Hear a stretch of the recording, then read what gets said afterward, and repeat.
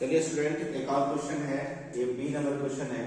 Area of a triangle, क्या पूछा है? Area of a triangle whose base is 3 centimetre and height is 7 centimetre. तो इसका solution में आप देखिए क्या गिवन है। पहले आपका दिया हुआ है बेस और क्या दिया हुआ है? हाइट। तो यहाँ पे आप गिवन दैट लिख लीजिएगा। गिवन दैट क्या आपको मिल गया है? बेस मिल चुका है, बेस आपका है 3 सेंटीमीटर, शॉर्ट में इसको बी बोलते हैं। और क्या मिल चुका है? हाइट मिल चुका है। हाइट आपका देखिए कितना है? 7 सेंटीमीटर। तो एरिया हमसे पूछा जा रहा है area of triangle, area of triangle. और आपको पता है, आपको फॉर्मूला बताया गया एरिया ऑफ ट्रायंगल क्या होता है? 1/2 बेस इनटू हाइट। ये आपका फॉर्मूला है। तो ये 1/2 एज इट इज रहेगा। बेस का वैल्यू देखिए, बेस का वैल्यू कितना है? 3 है। और हाइट आपका कितना है? 7 है। हाइट आपका कितना है? 7। अब ये न्यूमरेटर को आप मल्टीप्लाई कीजिए। 7 3 21 1 21 अपॉन 2। आप इसको पॉइंट में भी कन्वर्ट कर सकते हैं, सेंटीमीटर स्क्वायर। पॉइंट में ये कितना है? 10.5 सेंटीमीटर स्क्वायर। ये आपका आंसर हो चुका है एरिया ऑफ ट्रायंगल। तो क्वेश्चन में क्या गिवन है आपको पहले पकड़ना है। बेस गिवन है, हाइट गिवन है। तो आप बेस आपको पता चल चुका है, हाइट पता चल चुका है। तो एरिया ऑफ ट्रायंगल आपको एक फॉर्मूला लर्न करना है। ये फॉर्मूला क्या होता है आपको पता है? 1/2 बेस इनटू हाइट। बेस का वैल्यू बैठाए, हाइट का वैल्यू बैठाए, कैलकुलेट कर दिए हम लोग और ये आपका आंसर आ चुका है। चलिए आपके पास नेक्स्ट क्वेश्चन आ चुका है, सी नंबर है। Area of a field is this, it's area in hectare. यानी क्वेश्चन क्या गिवन है, आप पहले गिवन को देख लीजिए। एरिया तो गिवन है, एरिया ऑफ अ फील्ड तो गिवन है, लेकिन यूनिट चेंज है। देखिए यूनिट इसमें क्या है कि हेक्टेयर गिवन नहीं है, मीटर में गिवन है। आपसे क्या पूछा जा रहा है? Area in hectare, area in hectare. तो आपको एक कॉन्सेप्ट याद करना है। 1 मीटर स्क्वायर इक्वल टू कितना होता है आपका? 1 मीटर स्क्वायर इक्वल टू होता है 10,000 हेक्टेयर, इतना होता है। तो 1 हेक्टेयर आपको पता चल गया है कि क्या होगा यहाँ पे? 1 metre square equal to 10 hectare होता है, 10,000 हेक्टेयर होता है। तो यहाँ से हम लोग का वैल्यू निकल जाएगा। तो हम लोग कैसे निकालेंगे वैल्यू? थोड़ा सा इस पे आप एक फॉर्मूला याद कीजिए। देखिए ये फॉर्मूला है 1 हेक्टेयर इक्वल टू कितना मीटर स्क्वायर। यानी 1 हेक्टेयर का वैल्यू कितना होता है? 1 hectare equal to 10,000 metre square. हम लोग को 1 मीटर का निकालना है। चलिए 1 मीटर स्क्वायर इक्वल टू कितना आ जाएगा? ये जो है इधर डिवाइड में आएगा। 1 बाई कितना आ जाएगा? 1 पे कितना जीरो है? देखिए 5 जीरो, 1 2 3 4 जीरो, 1 2 3 4 जीरो। और ये हेक्टेयर आ गया। 1 बाई ये हेक्टेयर आया। 1 मीटर स्क्वायर का वैल्यू कितना आ गया? 1 बाई 10,000 हेक्टेयर। तो इसको हम लोग को रिप्लेस करना है। इक्वल का नीचे इक्वल देंगे तो यहाँ कितना आएगा? देखिए 1 पे 5 पे कितना जीरो है? 1 2 3 4 5, 1 2 3 4 5 इनटू इस मीटर को रिप्लेस करेंगे। इस मीटर को रिप्लेस करके हम लोग कितना लिखेंगे? 1 बाई 1 पे कितना जीरो है?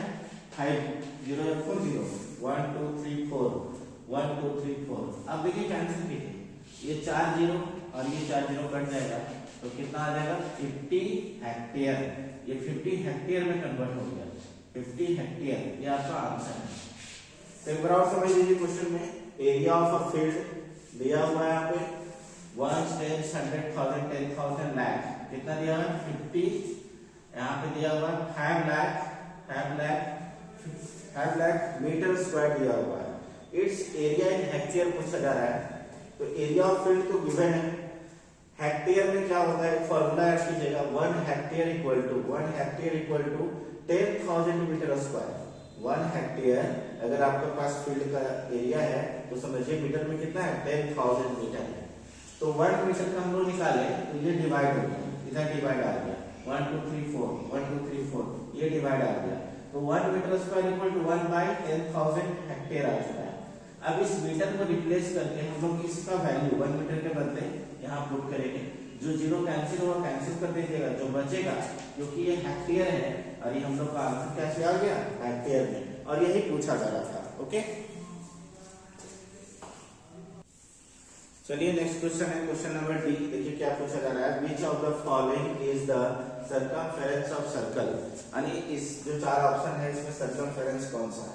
तो आप एक फॉर्मूला याद किए सर्कमफेरेंस ऑफ सर्कल का याद किए पाई 2 पाई r, ये 2 पाई r, और d का वैल्यू क्या याद किए आप, d का वैल्यू 2r। तो यहाँ से देखिए ये 2r को हम एक जगह लिख दें, क्या लिखते हैं 2r, तो ऐसा लिख सकते हैं हम लोग c इक्वल टू पाई, और ये 2r के बदले क्या हो जाएगा, देखिए 2r के बदले क्या हो जाएगा d। तो सर्कमफेरेंस का फॉर्मूला क्या है निकल चुका है पाई d। तो ऑप्शन में देखिए पाई d कहीं दिख रहा है आपको, पाई d। तो सर्कमफेरेंस का दो फार्मूला है, रेडियस अगर गिवन है रेडियस तो c equal to 2 pi r, और जब डायमीटर गिवन है तो c इक्वल टू क्या होगा पाई d। तो ये दो फार्मूला आपका ड्राइव हो चुका है, इसको आप लिख लीजिए, नोट कर लीजिए। चलिए नेक्स्ट क्वेश्चन है, क्वेश्चन देखिए आप पे है area of a right angle triangle. क्या पूछा जा रहा है, area of right angle triangle. तो राइट एंगल ट्रायंगल आपको देखिए ऐसा एक राइट एंगल ट्रायंगल होता है, ये राइट एंगल ट्रायंगल है, यहाँ पे 90 डिग्री बना रहा है। सपोज कीजिए यहाँ पे आपका एक एंगल गिवन है 90 डिग्री, ये 90 डिग्री का अपोजिट हाइपोटेनस होता है, ये परपेंडिकुलर होता है, ये बेस होता है, ये बेस होता है, ये आपको पता है। सपोज कीजिए ये बेस ये ट्रायंगल है, ऐसा कुछ है। बोलता है which containing the right angle are side, which side containing the right angle are 12 decimetre and 5 decimetre. यानी ये राइट एंगल जो कंटेन कर रहा है, राइट एंगल जो बना रहा है, ये दोनों साइड दिया हुआ है, एक दिया हुआ है 12 और एक दिया हुआ है 5। तो अब आप बता दीजिए, आपको पता है ये परपेंडिकुलर है, मतलब ये हाइट है, ये हाइट है, हाइपोटेनस नहीं हाइट, और ये बेस है, ये क्या है बेस है। तो एरिया ऑफ ट्रायंगल आप एक फार्मूला याद किए हैं। सबसे पहले आपको गिवन दैट क्या मिल गया, गिवन दैट में क्या मिला, हाइट मिल गया आपका 12 dm, और बेस कितना मिल गया, बेस आपको कितना मिल गया देखिए 5 dm। तो area of triangle, area of triangle जो आपका आता है, एरिया ऑफ ट्रायंगल आप फॉर्मूला डाल चुके हैं 1/2 बेस इनटू हाइट। तो 1/2 का 1/2 रह गया, बेस आपको कितना है देखिए 5, बेस आपका 5 है और हाइट कितना है आपका 12। तो इसको आप कैंसिल कर सकते हैं, 12 2 1 2 2 6 12। तो आपको बचा कितना देखिए 5 into 6 बचा, क्या बचा 5 into 6। तो ये आपका 30 dm स्क्वायर, क्योंकि यूनिट हमारा dm था तो यहाँ dm स्क्वायर आ जाएगा। ये आपका आंसर आ गया है एरिया। तो सबसे पहले आपको समझना क्या था, which side containing the right angle are, यानी ये जो साइड जो दिया हुआ है ना, वो राइट एंगल का साइड दिया हुआ है, राइट एंगल का साइड। तो ये हाइपोटेनस नहीं है, ये हाइपोटेनस है, ये क्या है हमारा परपेंडिकुलर, और ट्रायंगल के लिए क्या कहलाएगा हाइट, और ये क्या है हमारा बेस। तो हाइट पता चल चुका है, बेस पता चल चुका है, हाइट आपको पता है, बेस पता है। तो एरिया ऑफ ट्रायंगल क्या होता है 1/2 बेस इनटू हाइट, बेस का वैल्यू बैठाए, हाइट का वैल्यू बैठाए, और इसको कट कर दिया मैंने, तो 5 into 6 बचा, 5 into 6, तो 6 का अंदर कितना होता है 30, यूनिट 30 है, तो क्या हो जाएगा dm square. It is clear.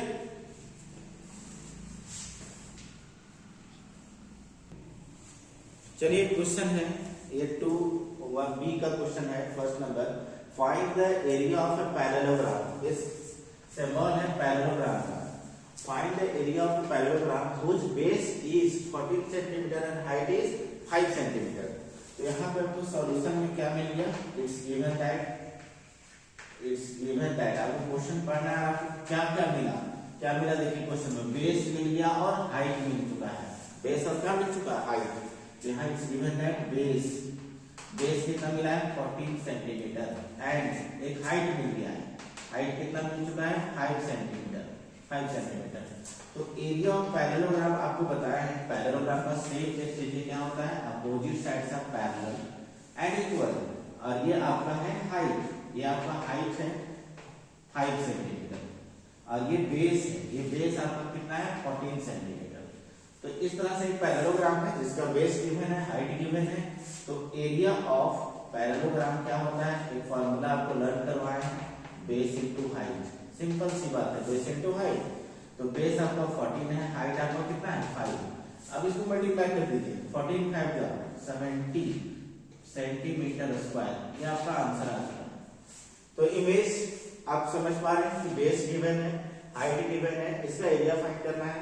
और एरिया ऑफ पैरेललोग्राम क्या होता है, बेस इनटू हाइट होता है। तो बेस का वैल्यू मैंने पुट कर दिया, हाइट का वैल्यू पुट कर दिया, इसको मल्टीप्लाई कर दिए।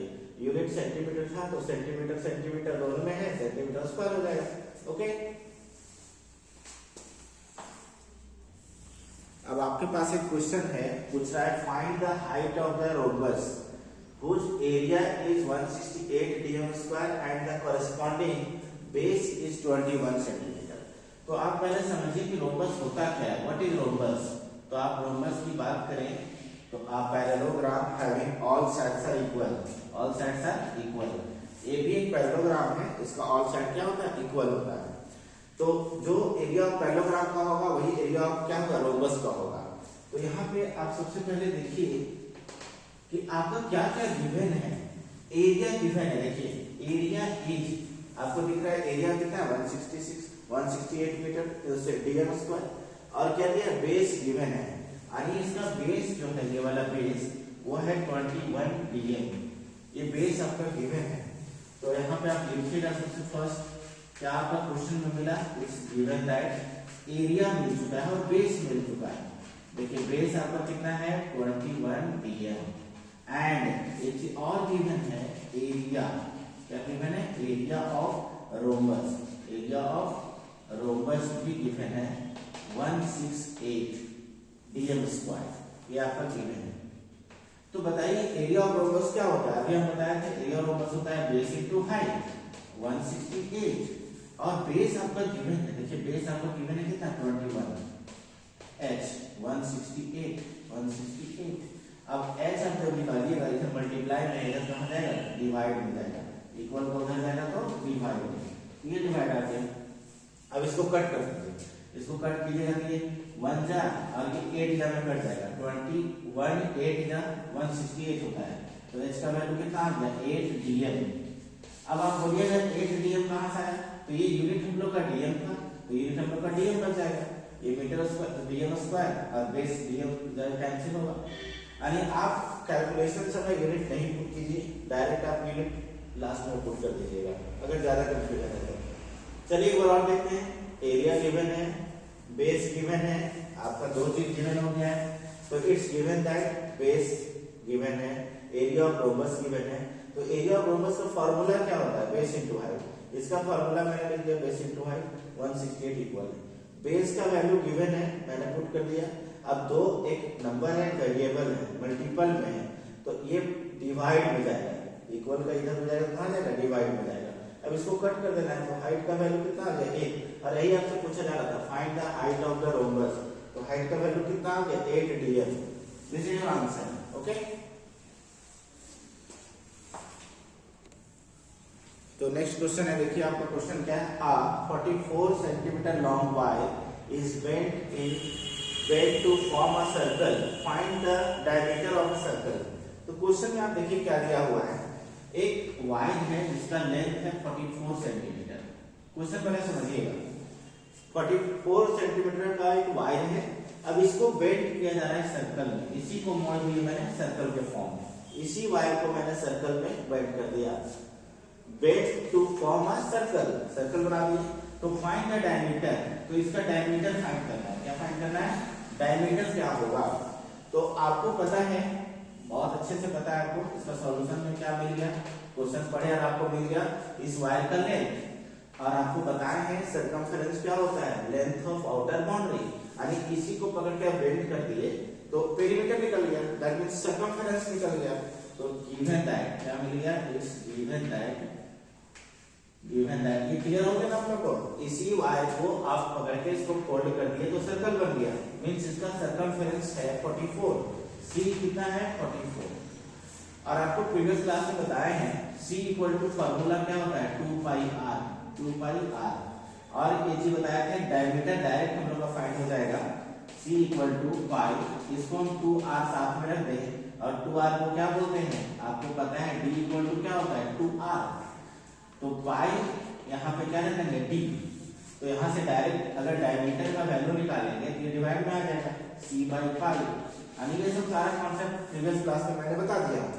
तो डायमीटर का वैल्यू डायरेक्ट क्या हो जाएगा c बाई पाई, तो यहाँ डायरेक्ट हम लोग यूज करेंगे d equal to c by pi ऐसे। तो d इक्वल टू सी का वैल्यू 44, पाई का वैल्यू आपको पता है 22/7। आपको इसको सॉल्व करने के लिए बताए हैं 44/1 हो जाएगा। ये जो डिवाइड में होता है वो रेसिप्रोकल हो जाता है, क्या होता है 7/22 ऐसे।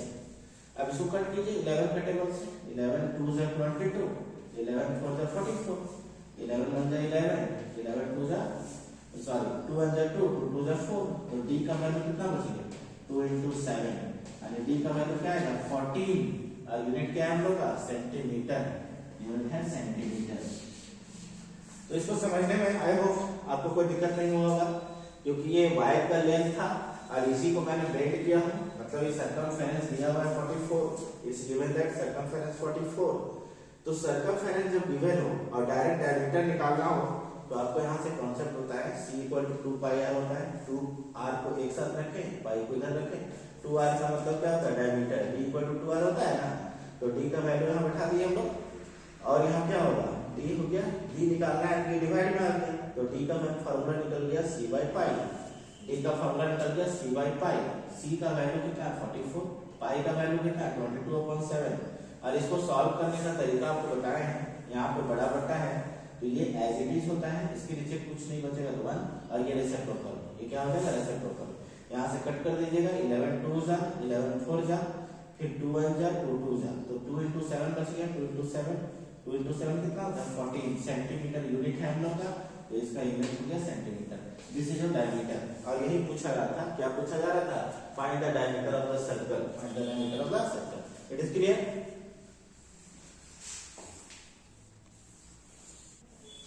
तो चलिए नेक्स्ट क्वेश्चन है डी नंबर। डी क्वेश्चन देखिए क्या है, find the area of a circle whose circumference is 132 centimetre. यानी आपका सर्कमफेरेंस गिवन है और फाइंड करना है क्या एरिया, यानी एक सर्कल है जिसका सर्कमफेरेंस गिवन है और एरिया फाइंड करना है। तो इसका सॉल्यूशन में सबसे पहले आपको क्या मिला, आपको सर्कमफेरेंस इज मतलब सर्कमफेरेंस आपका दिया हुआ है, क्या गिवन है तो आप लिख लीजिएगा पहले it's given that, it's given that क्या मिला सर्कमफेरेंस मिला, c मिल गया आपका कितना 132 सेंटीमीटर। ठीक है, चलिए इसका कॉन्सेप्ट की ओर चलते हैं। तो आपको हम बता दिए पहले c इक्वल टू क्या होता है 2πr, और जब डायरेक्ट r निकालना हो तो इसका c बाय क्या होता है 2π, c बाय 2π। तो यहाँ पे लिखेंगे हम लोग r इक्वल टू क्या हो जाएगा c बाय 2π। तो r इक्वल टू c का वैल्यू कितना है 132 और 2 का 2 रह गया, और पाई का वैल्यू क्या होता है आपको पता है 22/7। और इसको सॉल्व करने के लिए आपको मैं बता दिया हूं पहले ही, ये जो होता है ये रेसिप्रोकल हो जाता है। तो रेसिप्रोकल होगा तो क्या होगा बताइए 7/22 ऐसे। अब इसको कट कीजिए कितना आएगा बताइए 11 2 जा 11 1 जा 11 2 जा, फिर काटिए 2 1 जा 2, 2 6 जा 12, फिर ये 2 1 जा 2, 2 3 जा 6। तो r का वैल्यू क्या आ गया 3 into 7, तो r का वैल्यू क्या होगा 7 3 जा 21 सेंटीमीटर, ये r आ गया आपका।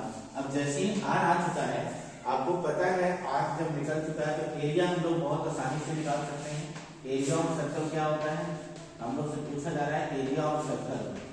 तो आप लोग ने फॉर्मूला याद कर लिया होगा, मैं प्रीवियस क्लास में बताया था एरिया ऑफ सर्कल क्या होता है पाई आर स्क्वायर, और पाई का वैल्यू होता है 22/7, 22/7 इंटू आर, यहाँ दो बार है स्क्वायर का मतलब दो बार है, तो यहाँ पे आर आ चुका है 21 into 21। ये दो बार क्यों रिपीट किए क्योंकि आर स्क्वायर है, आर स्क्वायर का मतलब 2 टाइम्स। अब काटिए इसको 7 1 7 7 3 21, तो बच गया 22 into 21 into 3 ऐसा बच गया आपको। मल्टीप्लाई कर दीजिए 3 6 3 2 जा 6 3 2 जा 6 into 21, इसको मल्टीप्लाई करते हैं, रफ कीजिए थोड़ा सा फटाफट। 6 1 जा 6 6 1 जा 6 6 2 जा 12 6 2 12 और 1 13 6 8 3 1, यानी कितना आ चुका है 1। इसका आंसर क्या आएगा बताइए 1386, इसका आंसर आ चुका 1386 सेंटीमीटर स्क्वायर, ये आपका आंसर आ गया। तो समझने में कोई दिक्कत नहीं होना चाहिए। क्या लिखा हुआ था एरिया फाइंड करना था, सर्कमफेरेंस पता था, सर्कमफेरेंस हम लोग लिख दिए गिवन है। तो r का वैल्यू क्या होता है c/2π, c का वैल्यू लिखा दिए 2 का 2, पाई का वैल्यू कितना 22/7, इसको सॉल्व करना सीख लीजिए अभी से।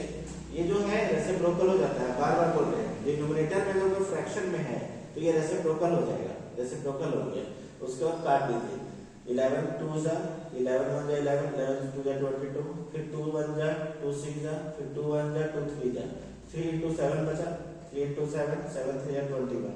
आर जब आपका आ गया, जब आर आ गया तो एरिया ऑफ सर्कल क्या होता है, पाई आर स्क्वायर। हम लोग को एरिया निकालना है, find the area of circle. तो एरिया ऑफ सर्कल क्या हो गया, पाई आर स्क्वायर। पाई का वैल्यू आर स्क्वायर है तो आर का वैल्यू 2 बार 21 into 21, 7 1 जा 7 7 3 जा 21, बस कितना गया 22 21 और 3, तो 3 2 जा 6 3 2 जा 6 और 21, इसको मल्टीप्लाई कीजिए, जो आपका आंसर आएगा ये आपका करेक्ट आंसर है। ओके,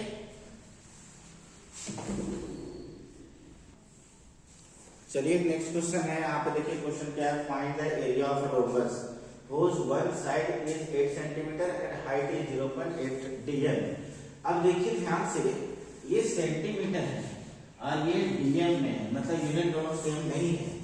तो इसका सॉल्यूशन में पहले आप देखिए क्या गिवन मिला आपको, इट्स गिवन दैट क्वेश्चन में आप देखिए ध्यान से क्या दिया हुआ है, whose one side, side given है, ठीक है, साइड कितना मिला 8 सेंटीमीटर, एंड देखिए और क्या गिवन है, हाइट गिवन है, हाइट कितना 0.8। और ये कौन सा शेप है, find the area of a rhombus. आपको बताएं रोम्बस क्या होता है, a parallelogram having all sides are equal, all sides are equal, यही है रोम्बस। तो इसका साइड गिवन है और हाइट, ये वाला हाइट भी गिवन है, लेकिन यूनिट सेम नहीं है, ये सेंटीमीटर है और ये डीएम है, ये डीएम है। तो पहले आप यूनिट को सेम कीजिए, आपको पता है सेंटीमीटर बड़ा है, डीएम छोटा है, यानी 1 dm equal to 1 cm equal to 10 dm. ये आपको याद करना है, थोड़ा सा बात है, ठीक है। तो सेंटीमीटर से हम लोग इसको भी डीएम में चेंज कर देंगे, 10 मल्टीप्लाई करेंगे तो डीएम मिल जाएगा।